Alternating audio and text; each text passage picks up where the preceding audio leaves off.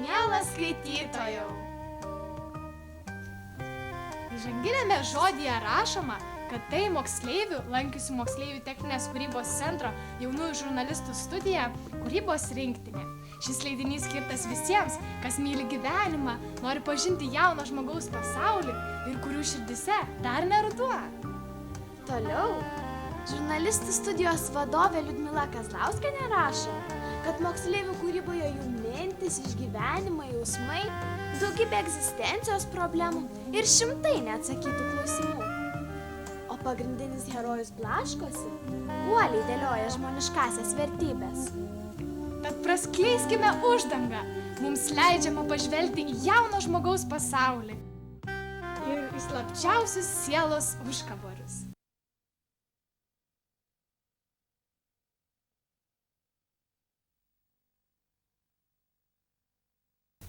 Keista. Gyvenimas kažkam duoda arba per daug, arba per mažai. Galbūt viskas būtų taip paprasta, jei tobulybė vyrautų ne tik mumise, bet ir mūsų aplinkoje. Argi kartais nereikia nusikeikti ir ištarti kodėl? Juk taip daug lengviau neišsidaryti savyje. Klausti, ieškoti atsakymo. Su tuo gyvenime kiekvieną valandą, kiekvieną minutę. Jei viskas būtų tobula, ar mes ieškotume atsakymo kodėl? Juk skausmo bangai užliejus, mes visada klausiame, kodėl.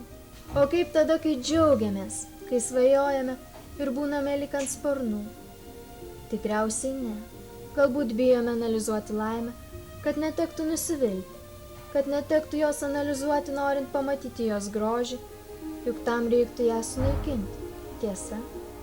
Bet ar įsivaizduojame save tobulą savo aplinką? Ar mums to reikia? Juk tada kiekvienas iš mūsų prarastume savo aš. Būtume vienas didelis tobulas skirtulys. Be melo, tik tiesa. Be liūdesio, tik džiaugsmas.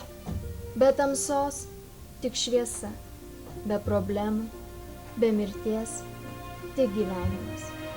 Ar tada mes iš tikrųjų gyventume? Ar tada kiltų klausimų? Juk niekad neklausime, kodėl mums taip gera. Tikriausiai tada to gyvenimu pavadinti negali.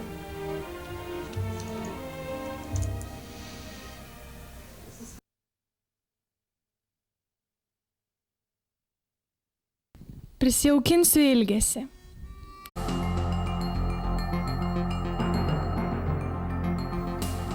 Tyliu, kai noriu rėkti, atsimerkiu, kai noriu nematyti, laikau, kai reikia paleisti. Ilgiuosi, kai pradedu pamiršti. Taip, aš pasiilgstu to kvapo gėlių, tos vasaros, pasiilgstu muzikos, kuri primena tos vakarus. Taip, aš trokštu, nes čia nėra oro, kuris kiekvieną sielos kampelį priliestų savo tyrumu, bet po truputį pamirštu. Tada giliai įkvepiu ir į kūną užplūsta tas jausmas, tos nepakartojamos minutės. Bet viskas baigėsi. Joks kvapas nebesugrąžina tos minutės ir nei viena melodija neprimena tų dienų. Ilgiuosi tų minučių, kai ilgesys dar turėjo rankas ir galėjo pasibelsti į mano sielą. Mirė. Stengiaus nepaleisti, nepamiršti, per dažnai nekartot, bet mirė. Tačiau vėl noriu prisijaukinti ilgesį tų naktų, to pasaulio. Kaip? Pirmiausia, giliai įkvėpsiu ir pabandysiu rasti kelią į praeitį. Pažvelgiu į dangų, kai visi galvas nulenks žemyn. Gal tada vėl prisiminsiu tos dienos spalvas. Kai išauš rytas, braidysiu po pievą, kad rasa primintų ašaras tyres. Pakęsiu lietų, kad prisiminčiau amžinybės trapumą. Iki dugno gersiu tą gyvenimo padovanotą malonumų taurę. Prisijaukinsiu. Tikiu, prisijaukinsiu. Nenoriu apraudoti to, ko vakar netekau. Ir šios dienos matuoti rytojaus aš nenoriu. Nei dingusią, nei būsimą minutę aš netikėsiu. Bet prisiliesiu prie praeities šešėlių, kad jų vedama sugebėčiau eiti į priekį. nes negaliu gyventi neliesdama praeities, negaliu eiti į priekį. Tai lyg grojimas fleita, kuri neturi skylučių. Žinau, liesdama praeities ženklus, po truputį prisijaukinsiu ilgesį.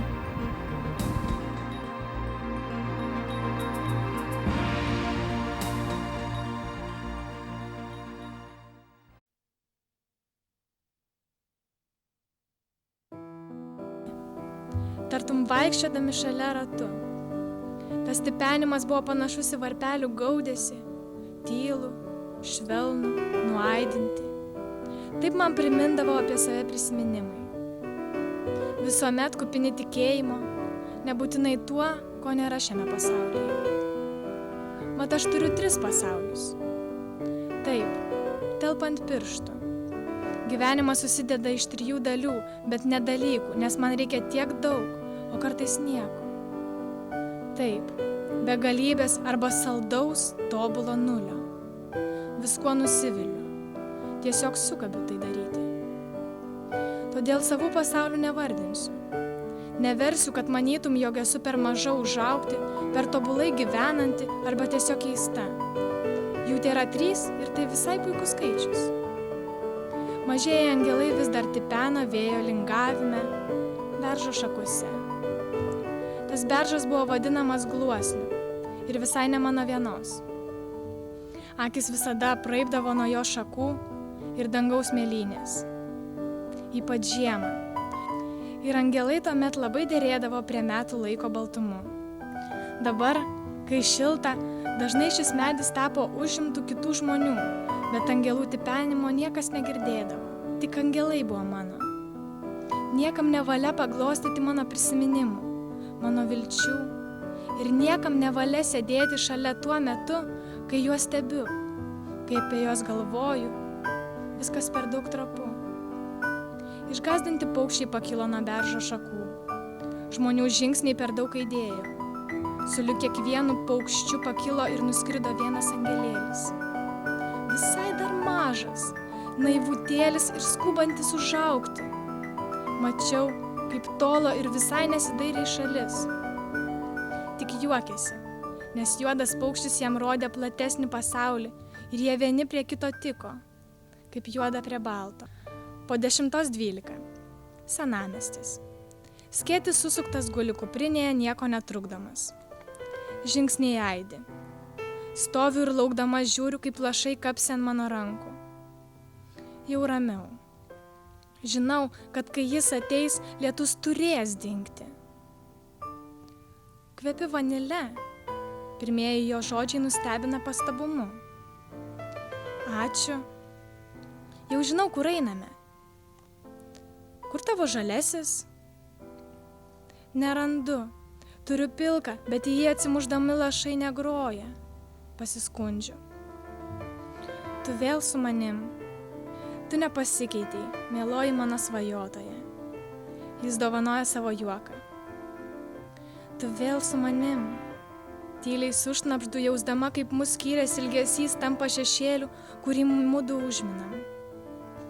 Juk žinai, kad esu retas svečias tavajame gyvenime, pasakoja man. Ir tu žinai, kad išėjęs paliksiu tau dar vieną gabalėlį laimės. Plačiau nusišypso jis, nors nebuvo nustojęs mane sakinti šypseną. Aš tikiu tavim ir visados lauksiu. Tikinu jį. Greitai pasiekėm aikštę. Jau matau plytelę. Apsisuk užsimerkusi 3 kartus, sugalvojusi norą, žiūrėk viršun ir tik patikėjusi ištark. Stebuklas. Jis įvyks. Tarė jis, nors ir žino, kad žinau, kaip tai daryti.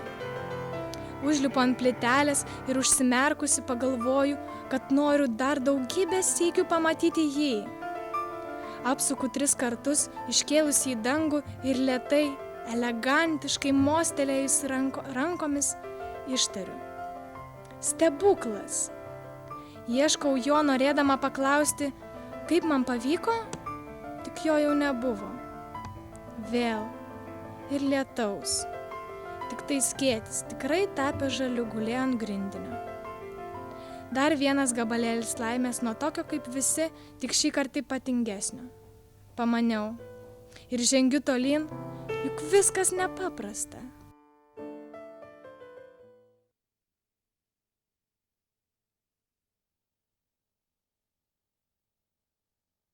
– 2005 m. rugsėjo 1. Puodelis arbatos ir tik vienas pliumpt. Fe. Šiandieną man pikta. Ne liūdna, bet pikta. Nenoriu nieko skriausti be abejo. Aš tiesiog nusivyliau žmonių šaltumu. Ir vėl, dar kartą. Atrodytų jau turi priprasti, bet šitau. Dar kartas. Reikia tikėti, kad viskas bus gerai, kaip kitaip. Kad su žmogiškuoju, tarkime, gėrio pradu daug lengviau galima susikalbėti nei su tuo bloguoju. Nesakau, kad visi mes Dievo avelės. Jokių būdų nenorėčiau apie save galvoti kaip apie bandą geriečių, kuri taiko susipykusius, mazgoja kojus priešams ir gavus per vieną žandą atsuka kitą. Ne tai. Bet juk kartais bėgti šuoliais pasaulio gelbėti yra nieko. Juk visas tas potyris, kai galvoja apie dalykėlius, kurie ėmė ir pavyko, nuostabus. Nemanau galinti pakeisti juos. Bent jau kol kas. Bet noriu kartais padėti jiems pajusti tai. Pakilti aukščiau. Aukščiau virš savo kiautų, juk mes ne tam atsiradome, ne tam egzistuoja erdvė, kosmosas, polėkis, gėris. Kodėl? Nežinau kodėl. Negaliu tau atsakyti, mažasis, juk aš tiek dar mažai galiu suvokti. Dėl to tikriausiai ir tos ašaros, nes negaliu pakęsti to, kas nesuvokiamai brutalu. To, kas žlugdo su kiekvienu atsidusėjimu šalikelėje, to, kas tave nuskriaudė ir paliko laukti pavasario ar dar tolesnio laiko, to, kas negali pasakyti, kaip yra, to, kas man trukdo kėdutes stumdyti. Aš manau, kad tu jau pasiusiu. Atsiprašau tavęs, kad mano balso tembras pakilo. Juk ir tu nežinai, kodėl, taip pat kaip ir aš. Dabar geriau eik miegoti. Bus lengviau. Kai turiu laisvo laiko, vis mėginu nusivalyti akis ir žiūrėti į dangų. Žiūrėti net aukščiau debesų. Virš jų matyti daug gerų dalykų, mėginu, noriu, kad vėl būtum laiminga ir tu. Ruduo. Kvepia lapais. Lapais? Bėgu, noriu sustoti, bet bėgu. Susitranzuokit mane, bandysiu sustoti. 2005 m. rugsėjo 19. Dėl to. Vardan. Aš niekada nemokėjau dorai pradėti, man pradžia iš vis atrodo niekam nereikalinga, bet patiko man šis vakaras ir net naktis. Daugelį dalykų sužinojau, ne visai taip. Žinojau aš juos, tik pamiršus buvau arba tik paviršutiniškai prisiminus. O iš ties šios dalykus reikia visada prisiminti. Nes verta, nes nori pats, dėl to tik. Skauda pilvą, stengiuosi jį numaldyti šaltų delniuku, lauku kvepiančiu. Dabar 2:30 naktimečio ir jau turėčiau eiti į lovą, bet manęs juk laukia. Negalėjau nesusigundyti šalto vandens gurkšniu, jūs tik pamanykit. Ar kada bandėte kažką smarkiai galvoti? Matyti, jog tai kažkaip susijęs su erdve, polėkiu, seksualumu, paranoja, kojom, keistų skonių, gal šiek tiek labiau neskaniu, kvapu? Aš ir taip. Savijauta tada tokia apčiuopiama, bet nenusakoma. Maloni. Iki dabar geidžiau kaip vaikas, geidžiau naujumos aromato, kaip kokios arbatos aš jos norėjau. Tiesiog gurkštelt, kad galėčiau karčiai atsikosėti ir nusispjaut. Toli gražu, man atrodo. Toli gražu. Dorovės principai? Galiu. Pažiūrėkim, kiek smarkiai jie man apseilė žandus. Aš norėjau pasakyti labai paprastai. Iš ties smagu, kad dar yra žmonių, kurie turi tai. Ypač po kasdieniško nusivylimo viskuo, kas kruta ir turi šiek tiek daugiau smegenų. Tada aš džiaugiuosi šiuolaikinių žaislų pasauliu, kad prieš bet kokią tiesą užtraukiau užuolaidą suradus moralę saldainiuką. Aš negalėčiau pasakyti, kad esu tokia dora, kaip kad turėtų būti pagal mūsų močiučių vertinimo skalę. Apskritai, dora ir nedora spręskit jūs, nes kaip tik dabar jūsų vaizduotė į rankas duodamas pieštukas. Pirmyn, pieškit mane. Tokią, kokią įsivaizduojate. Nematė. Nors ir taip, nuoga. Turiu delniukus, bus ir smėlio. Kutenas smėlis batuose. Bėgu.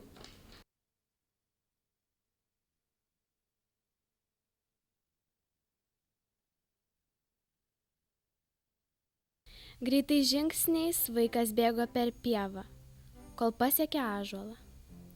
100-metis medis buvo geriausias jo draugas, patarėjas ir guodėjas. Tiesa, jis nemokėjo kalbėti, bet vaikas jį suprasdavo ir be žodžių. Štai ir dabar, kai vaiką kažkas neramino, jis bėgo prie ąžuolo, norėjo pasiguosti ir paklausti patarimo. Atsirėmęs į storą jo kamieną, vaikas viską jam papasakojo. Apie tai, kaip jiedu su draugu žaidė, kaip susipyko ir kaip jis įžeidė draugą. Storos medžio šakos susiūbavo ir vaikas išgirdo lapus tyliai šlamant. Pažvelk, pažvelk į mano šakas, kiek juose daug paukščių.